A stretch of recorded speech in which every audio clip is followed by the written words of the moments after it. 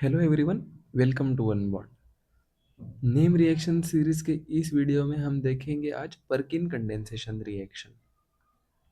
Perkin condensation भी बाकी condensation की तरह ही एक इजी रिएक्शन है जिसमें हम डिस्कस करेंगे इसका इंट्रोडक्शन, कंप्लीट इंट्रोडक्शन हम देखेंगे। कोई उसके बाद देखेंगे हम इसका डेफिनेशन, मैकेनिज्म भी हम आसान तरीके से सॉल्व करेंगे और एग्जाम्पल हम इस वीडियो में देखेंगे और साथ ही साथ हम इसमें ट्रिक भी देखेंगे कि एग्जाम्पल को सिंपल तरीके से कैसे सॉल्व किया जाए। तो चलिए इंट्रोडक्शन के साथ शुरू करते हैं। तो सबसे पहले देखते हैं पर्किन कंडेंसेशन का डेफिनेशन। यहाँ पे देखिए, पर्किन कंडेंसेशन एक ऐसा रिएक्शन है जिसमें एरोमेटिक अल्डेहाइड जिसके पास अल्फा हाइड्रोजन नहीं है वो रिएक्ट करता है एसिडिक अनहाइड्राइड के साथ जिसके पास अल्फा हाइड्रोजन है इन प्रेजेंस ऑफ सोडियम और पोटेशियम एसिड सॉल्ट। सोडियम और पोटेशियम एसिड सॉल्ट हमारा यहाँ पे कैटलिस्ट है to form alpha beta unsaturated acid. Alpha beta unsaturated acid इस रिएक्शन का प्रोडक्ट होता है। तो सिंपली समझिए, एरोमेटिक अल्डिहाइड हम यहाँ पे विदाउट अल्फा हाइड्रोजन लेते हैं, मतलब इस रिएक्शन में हम ऐसा एरोमेटिक अल्डिहाइड लेते हैं जिसके पास अल्फा हाइड्रोजन ना हो। इस एरोमेटिक अल्डिहाइड में देखिए, ये कार्बोनिल कार्बन है और ये कार्बोनिल कार्बन का अल्फा कार्बन है। तो इस अल्फा कार्बन के पास आपको 4 बॉन्ड दिख रहे हैं, मतलब यहाँ पे अल्फा हाइड्रोजन नहीं है। तो पर्टिकुलरली ऐसे एरोमेटिक एल्डिहाइड जिनके पास अल्फा हाइड्रोजन नहीं है, इनके लिए ही ये पर्किन कंडेंसेशन होता है। और हमारे यहाँ पे रिएजेंट है acidic anhydride with alpha hydrogen, मतलब हमारा यहाँ पे रिएजेंट जो रहेगा वो ऐसा एसिडिक अनहाइड्राइड रहेगा जिसके पास अल्फा हाइड्रोजन है। यहाँ पे देखिए, ये हमारा एसिडिक अनहाइड्राइड का पेरेंट ग्रुप है और इस पे जो लगे हुए कार्बन है उनके पास अल्फा हाइड्रोजन है। यहाँ पे देखिए, ये हमारा अल्फा कार्बन है, इस साइड में हमारा अल्फा कार्बन है और इन पे जो लगे हुए हाइड्रोजन है उन्हीं को ही हम अल्फा हाइड्रोजन कहते हैं, मतलब इनके पास अल्फा हाइड्रोजन है। तो इन दोनों का आपस में रिएक्शन होके अल्फा बीटा अनसैचुरेटेड एसिड बनेगा। ये हमारा कार्बोक्सिलिक एसिड ग्रुप है और यहाँ पे ये अल्फा कार्बन और ये बीटा कार्बन, ये अनसैचुरेटेड कार्बन है दो बॉन्ड होने की वजह से, और इस प्रोडक्ट को हम अल्फा बीटा अनसैचुरेटेड एसिड कहेंगे। तो हम इस रिएक्शन को आगे देखने से पहले हम ये डाउट देख लेते हैं कि हाई टेम्परेचर क्यों देते हैं और सॉल्ट ऑफ सेम एसिड ही क्यों यूज करते हैं। तो देखिए, सबसे पहला हमारा क्वेश्चन है why need we need a same acid salt. तो सेम एसिड सॉल्ट क्यों यूज करते हैं? देखिए, हम सेम एसिड सॉल्ट इसलिए यूज करते हैं if a different carboxylate were used it could form mix anhydride. तो देखिए, अगर हमारे रिएक्शन में एसिटिक अनहाइड्राइड एज हम एसिड अनहाइड्राइड ले रहे हैं, एसिड अनहाइड्राइड हम ले रहे हैं अगर एसिटिक अनहाइड्राइड, तो इस रिएक्शन में हम यूज करते हैं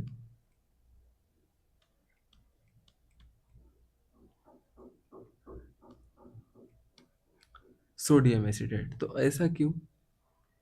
देखिए, अगर ये सोडियम एसिटेट इस एसिटिक अनहाइड्राइड के साथ रिएक्ट करता है, मतलब यहाँ पे अगर निगेटिव चार्ज है, ये पॉजिटिव चार्ज है, ये यहाँ पे निगेटिव चार्ज न्यूक्लियोफिलिक अटैक करके यहाँ पे रिएक्शन भी कर लेता है।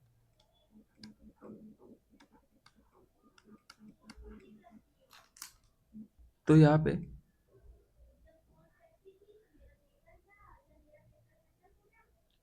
ये ग्रुप अटैच हो जाएगा, ये सेम ग्रुप यहाँ पे आ जाएगा। मैंने स्ट्रक्चर फॉर्म में लिखा है। तो देखिए, इसमें और इसमें कुछ अंतर नहीं है, दोनों सेम अनहाइड्राइड है, मतलब एसिडिक अनहाइड्राइड ही रहेगा। लेकिन अगर हम यहाँ पे कुछ दूसरा एसिड सॉल्ट ले लेते हैं तो वहाँ पे हमें मिक्स अनहाइड्राइड मिल सकता है। समझो हमारा यहाँ पे C2H3 के जगह C3H5 अगर रहता है, तो अगर यहाँ पे C3 मतलब यहाँ पे CH2 और यहाँ पे CH3 आ जाएगा, तो ये हमारा देखिए ये ग्रुप और ये ग्रुप डिफरेंट हो जाएगा, तो यहाँ पे हमारा मिक्स अनहाइड्राइड फॉर्म होगा, जो कि रिएक्शन में हमारा सूटेबल नहीं रहेगा, एक मिक्स प्रोडक्ट फॉर्म करेगा। तो इसलिए हम सेम एसिड सॉल्ट ही यहाँ पे यूज़ करते हैं, जिससे हमारा केमिकल एटमॉस्फेयर जो है वो चेंज नहीं रहता है, केमिकली यूनिफॉर्म रहता है। तो इसीलिए हम सेम एसिड सॉल्ट इस रिएक्शन में यूज़ करते हैं। अब हमारा दूसरा क्वेश्चन है कि हम हाई टेम्परेचर ही क्यों रखते हैं। तो हमारा जो एरोमेटिक अल्डेहाइड होता है, जैसा हमने यहाँ पे एग्जांपल लिया है बेंजल्डेहाइड, तो ये हमारे एरोमेटिक अल्डेहाइड जो होते हैं वो उनकी रिएक्टिविटी कम होती है, तो इनको रिएक्ट करने के लिए हमें टेम्परेचर की ज़रूरत पड़ती है। और दूसरी चीज़ ये है कि हम इस रिएक्शन में वीक बेस यूज़ करते हैं, मतलब हमारे जो सोडियम और पोटेशियम एसिड सॉल्ट होते हैं वो काफ़ी वीक बेस होते हैं। ये वीक बेस इतने इफ़िशिएंट नहीं होते कि इनका रिएक्शन करवा सके, इसलिए हमें इस रिएक्शन को करवाने के लिए टेम्परेचर की ज़रूरत पड़ती है, इसलिए हम इस रिएक्शन का टेम्परेचर हाई रखते हैं। तो ये हमारे दो बेसिक क्वेश्चंस का आंसर हो गया। तो अब चलिए समझते हैं मैकेनिज्म से कि इस रिएक्शन को किया कैसे जाता है। यहाँ पे हमें सिंपल रिएक्शन करना है एरोमेटिक अल्डिहाइड का एसिड अनहाइड्राइड के साथ इन presence of catalyst sodium acetate, और हमें alpha beta unsaturated acid form करना है। तो चलिए इसके लिए देखते हैं हम मैकेनिज्म कैसे होता है। हमारा यहाँ पे मैकेनिज्म जो होगा वो 4 स्टेप में होगा। पहला स्टेप हमारा होगा इनोलेट आयन फॉर्मेशन, दूसरा स्टेप होगा न्यूक्लियोफिलिक एडिशन, तीसरा स्टेप होगा प्रोटोनेशन और डिहाइड्रेशन, और फोर्थ और लास्ट स्टेप में हमारा हाइड्रोलिसिस होगा। तो फर्स्ट स्टेप में देखिए इनोलेट आयन फॉर्मेशन कैसे होता है। तो ये हमारा सोडियम एसीटेट जो सॉल्ट होता है, इस पे यहाँ पे सोडियम पे पॉजिटिव और ये ऑक्सीजन पे नेगेटिव चार्ज होके ये एज अ बेस काम करता है, और ये बेस इस एसिड अनहाइड्राइड का एक प्रोटॉन एब्स्ट्रैक्ट कर लेता है, और यहाँ पे हमारा बाय प्रोडक्ट बन जाता है एसिटिक एसिड। ठीक है, हमारा एसिटिक एसिड इस रिएक्शन का बाय प्रोडक्ट हो गया है। फिर इस रिएक्शन में ये जो कार्बन और हाइड्रोजन का बॉन्ड है, ये कार्बन की तरफ एज अ नेगेटिव फॉर्म के फॉर्म में शिफ्ट हो जाता है, और यहाँ पे नेगेटिव चार्ज इस कार्बन पे आ जाता है, और यहाँ पे ये इनोलेट आयन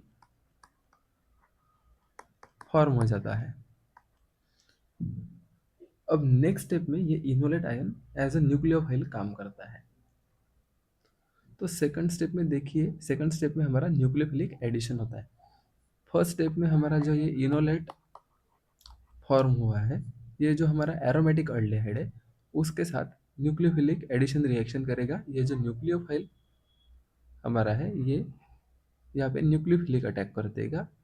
कार्बन और ऑक्सीजन के बीच में जो डबल बॉन्ड है वो सिंगल बॉन्ड के फॉर्म में आ जाएगा, और ये एक डबल बॉन्ड ऑक्सीजन के ऊपर नेगेटिव चार्ज बन जाएगा, और इस अनहाइड्राइड के कार्बन के बीच और ये एरोमेटिक अल्डेहाइड के कार्बोनिल कार्बन के बीच में एक न्यू बॉन्ड फॉर्म हो जाएगा।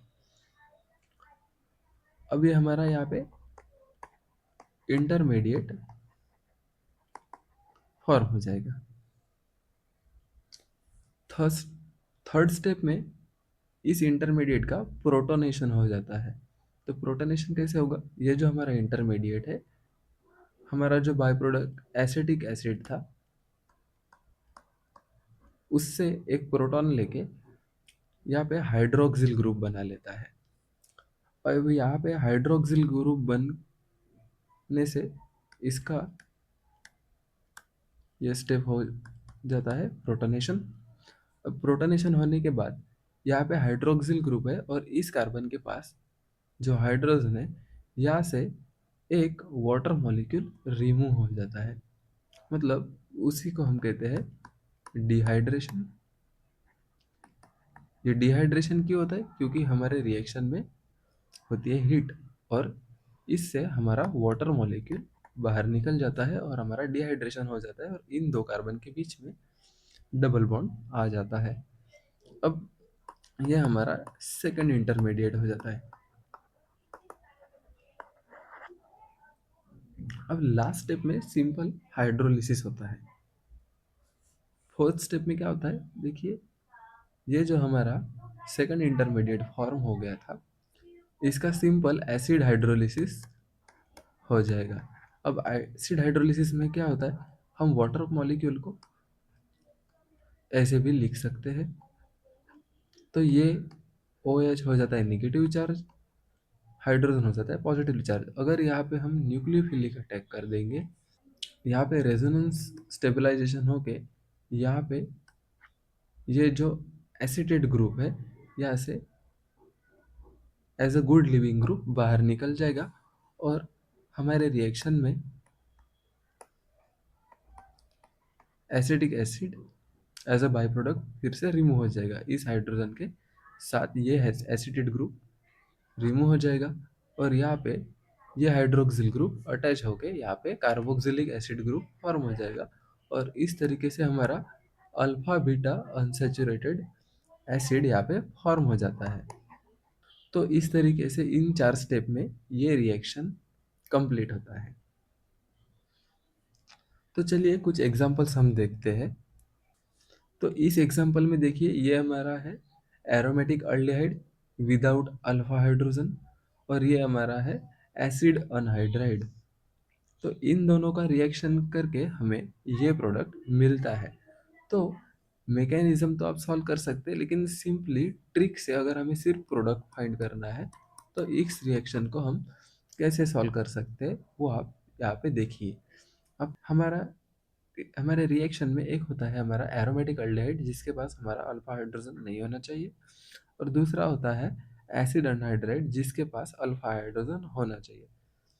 आपको सबसे पहले एसिड अनहाइड्राइड में अल्फा कार्बन ढूंढना है। यहाँ पे हमारा अल्फा कार्बन, ये हमारा अल्फा कार्बन है, और ये भी हमारा अल्फा कार्बन है। तो कोई भी एक अल्फा कार्बन आपको चाहिए, और जो हमारा एसिड अनहाइड्राइड होता है उसको आपको एक कार्बोनिल कार्बन और एक ऑक्सीजन के बीच में से तोड़ना है।